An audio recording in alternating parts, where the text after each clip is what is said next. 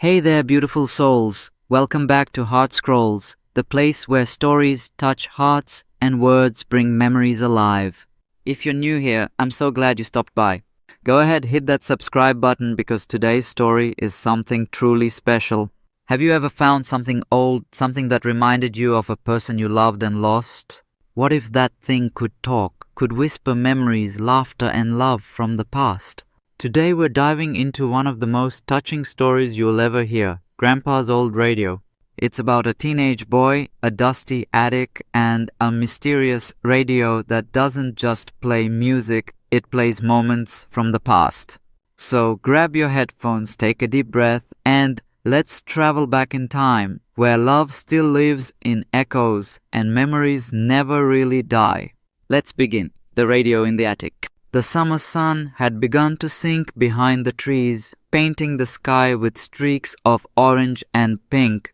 16-year-old Ethan Moore stood in the dusty old attic of his grandparents' house, brushing cobwebs from his hair. The air smelled of old books, cedar, and thyme, the kind of smell that reminded him of his grandpa's stories about the good old days. His parents had asked him to help clean out the house before it went up for sale, but Ethan wasn't there for boxes or memories. He was there because he didn't want to let go. Grandpa Joe had passed away 6 months ago, and nothing had felt right since. The laughter in the Moore family had faded. Dinner conversations turned quiet. Even the house seemed to breathe differently, like it was waiting for someone who wasn't coming back. Ethan had loved his grandpa more than anyone. Joe wasn't just family. He was Ethan's best friend, his secret keeper, his teacher. They used to sit on the porch, drinking lemonade while Grandpa told stories about his days as a radio host in the 1970s. Now, as Ethan moved a stack of boxes, something caught his eye, a dusty wooden box sitting under a torn blanket. It had brass edges and a broken handle, like something out of an old movie. He pulled off the cloth and gasped. It was an old radio. A real heavy vintage radio with silver knobs, a cracked glass dial, and a faint label that read WZJ 101, the voice of the past. Ethan traced his fingers across the surface. The wood was smooth in some places, splintered in others, but it carried something, presence. Grandpa Joe's initials were carved faintly on the side, J.M. He smiled for the first time in weeks. "You old magician," he whispered. Grandpa always said radio was magic. You don't see it, but it speaks right to your heart. Ethan found a power cord tangled behind the radio and plugged it into the wall socket. Nothing happened. He turned the knobs, static silence, a faint hum. Then suddenly, the radio came alive with a soft crackle. And then, "Good evening, folks," came a familiar warm voice. Ethan froze. That voice, it couldn't be. Tonight's story is brought to you by memories, the kind that never fade, no matter how far time takes you, said the voice. His heart pounded. It was Grandpa Joe. Ethan fell to his knees, staring at the radio in disbelief. "Grandpa," he whispered, "is that you?" The voice continued steady and kind. "If you're hearing this, it means you've found my old friend. This radio isn't just a machine, kid. It's a doorway, a keeper of voices. Some things in life are meant to be heard again." Ethan's hands trembled as the radio dial flickered with a faint golden light. Then came music, soft jazz, the kind Grandpa used to hum on rainy days. The attic filled with warmth, as if the walls themselves remembered. He sat cross-legged in front of the radio, eyes wide. "How is this possible?" he whispered. Grandpa's laugh echoed softly through the speakers. "Don't ask how, Ethan. Ask why." Tears filled his eyes. For the first time since the funeral, he didn't feel alone. The air shimmered with something bigger than understanding, connection, love, and the kind of magic only family could leave behind. He listened for hours. The radio played clips from the past, recordings of Grandpa Joe's radio shows, snippets of family conversations, even laughter from birthdays long gone. It was like time had folded back on itself. At one point, he heard his younger self, a 7-year-old boy, asking, "Grandpa, why do you always say stories never die?" And Grandpa's voice had answered, "Because as long as someone remembers them, they're still alive." Ethan wiped his eyes and smiled. "You were right, old man." He stayed up there until the moon rose high and the crickets began their nightly chorus. The attic felt different now, not haunted but alive. Every box, every book, every memory had a heartbeat again. Before heading downstairs, Ethan whispered to the radio, "I'll be back tomorrow." The radio crackled softly, almost like it understood.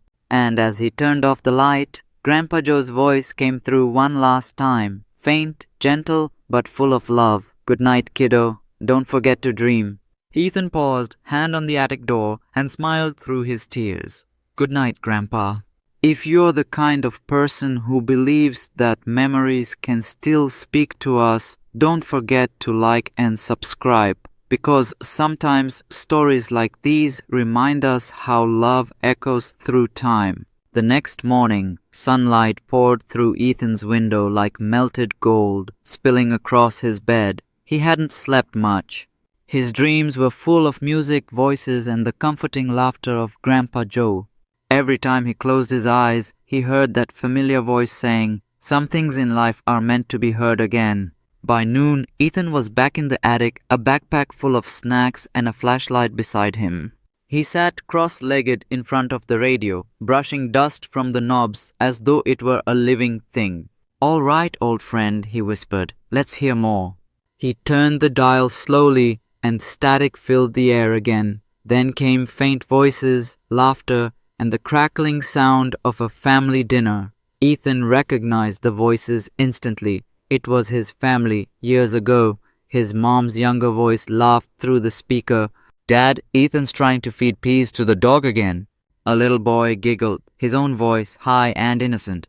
And then Grandpa Joe's familiar chuckle. "Well, maybe the dog likes his vegetables." Ethan covered his mouth, trembling. The attic blurred as tears filled his eyes. He was listening to a dinner from nearly a decade ago, a night he had forgotten completely. The radio continued, shifting stations on its own.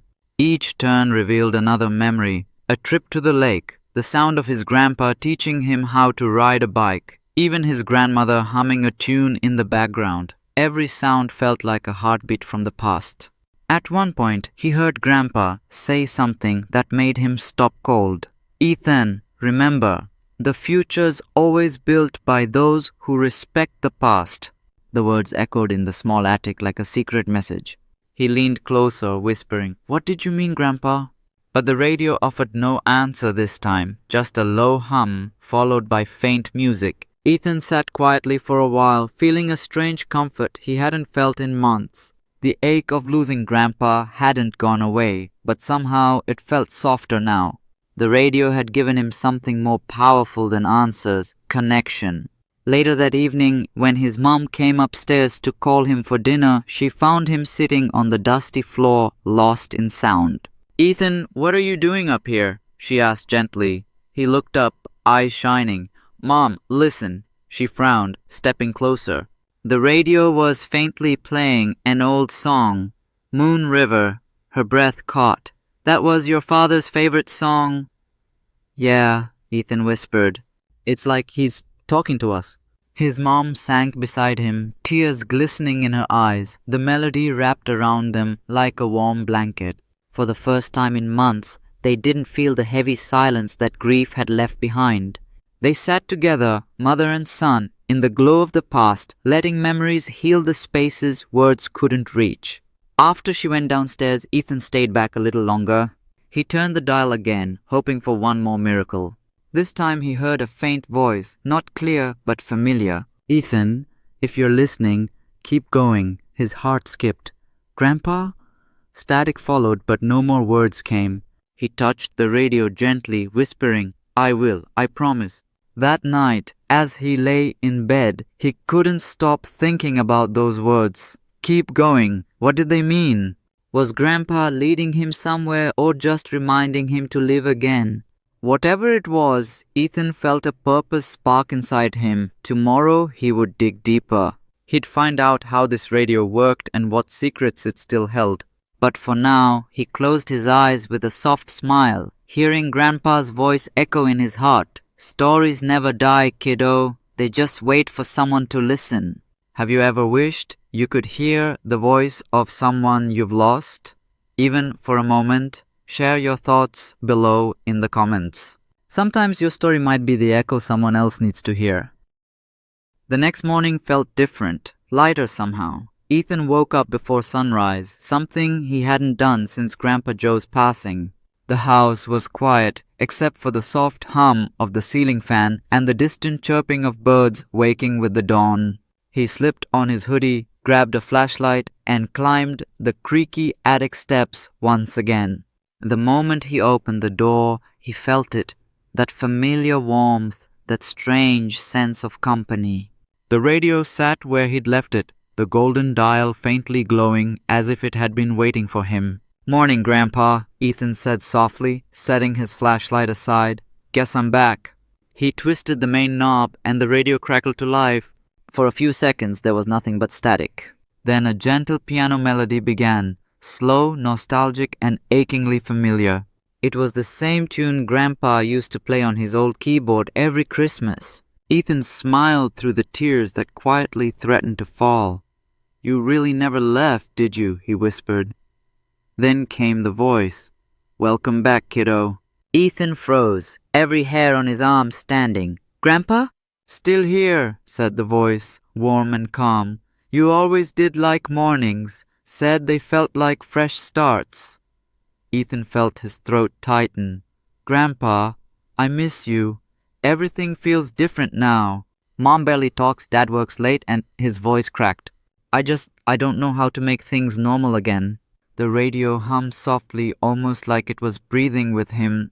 Then Grandpa's voice replied, steady and kind. "Nothing stays the same, Ethan. That's life. But the people we love, they stay in what we do, how we live, and who we become."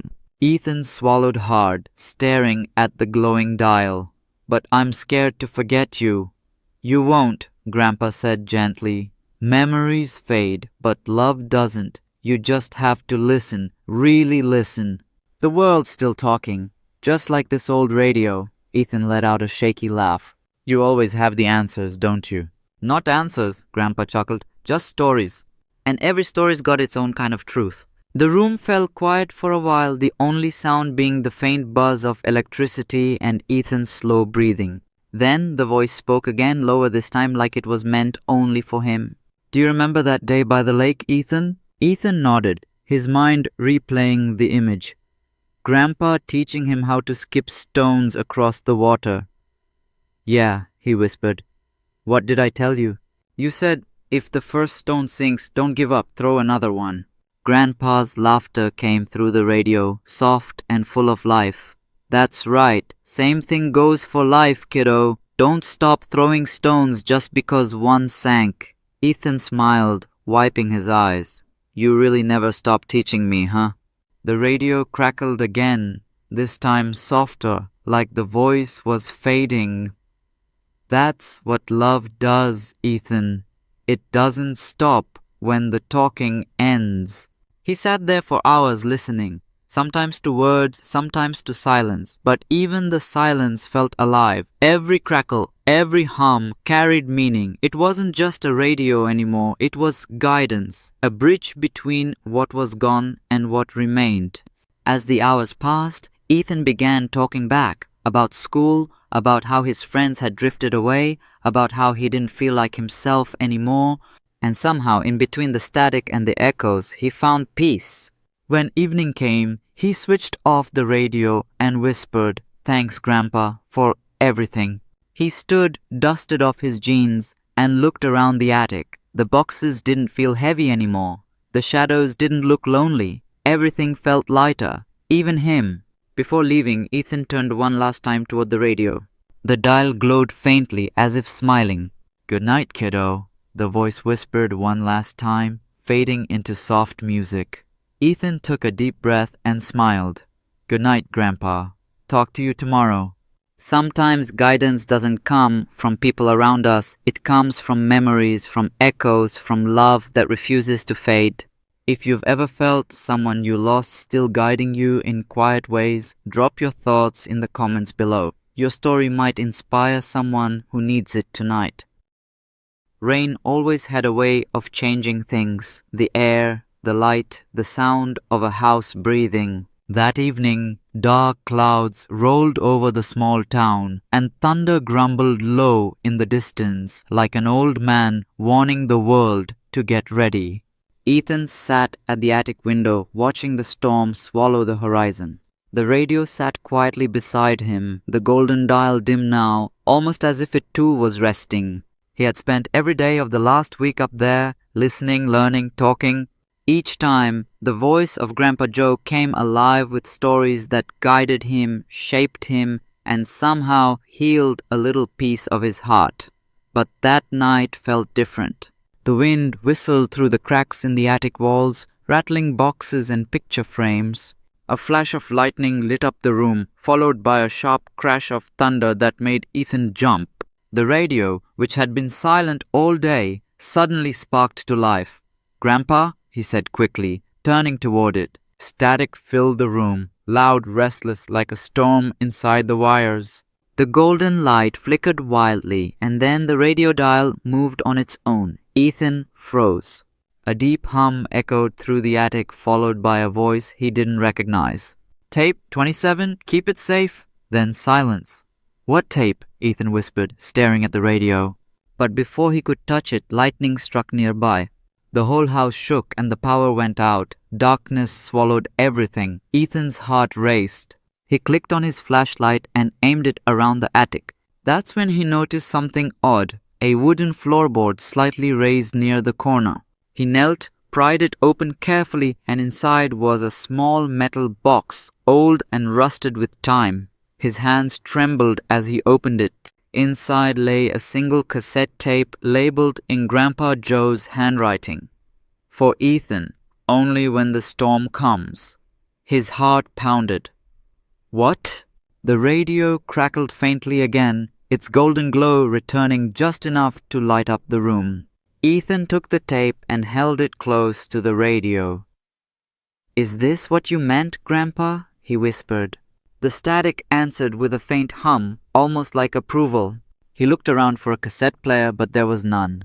Then something strange happened. The radio dial shifted on its own again, and a small slot opened beneath the speaker grill, a slot perfectly shaped for a cassette. Ethan hesitated. Then, with a deep breath, he slid the tape inside. The moment it clicked, the attic filled with warmth and light. The static faded, replaced by the gentle sound of Grandpa Joe's voice, soft, slower, and more emotional than ever before. "Hey, kiddo," the voice began. "If you're hearing this, then you've grown enough to face a few truths." Ethan swallowed hard, his flashlight shaking slightly in his hand. "I made this tape for you a long time ago," Grandpa continued. "Not because I wanted to haunt you, but because I knew someday you'd need to remember who you are." The rain hit harder against the roof. The thunder rolled again, but Ethan barely noticed. Every word pulled him deeper. "When I was your age," the voice said, "I thought legacy meant leaving behind something big, a name, a career, a fortune. But as I got older, I realized it's simpler than that. Legacy is the love you give while you're still here, and the kindness that keeps growing after you're gone." Ethan's tears rolled freely now. "I miss you, Grandpa," he whispered. "I miss you too, kiddo," the voice said gently.